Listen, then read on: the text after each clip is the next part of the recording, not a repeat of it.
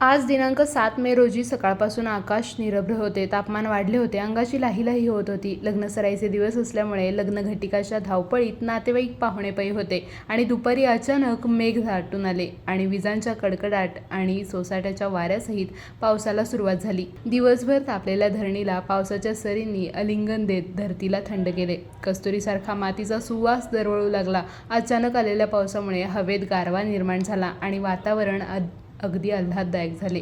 लग्नसराईत आलेल्या पाहुणे मंडळींची धावपळ झाली, तर सोसाट्याच्या वाऱ्यामुळे काही ठिकाणी मंडप पडले. त्यामुळे ज्यांची लग्ने होती ती मंडळी नाराज झाली. पावसाच्या सरी सुरू होताच बालचमूंनी अंगावर सरी घेत पावसात भिजण्याचा आनंद घेतला. दुपारी 2:45ला सुरू झालेला पाऊस साधारणपणे 2:45 ते 3 वाजेपर्यंत सुरू होता. बाजारपेठेतील बुरुड कॉर्नर ते छत्रपती संभाजी चौकापर्यंत तसेच मॉर्निंग स्टार समोरील महामार्गावर गुडघाभर पाणी साचले होते. त्यामुळे पावसाळ्यातील पाणी निचऱ्याचा प्रश्न ऐरणीवर आला आहे. विजेच्या कडकडाटामुळे आणि सोसाट्याच्या वाऱ्यामुळे उशिरापर्यंत लाईट गुल झाली होती. परंतु वीज कर्मचाऱ्यांच्या तत्परतेमुळे सायंकाळी 6:30 वाजता लाईट आली.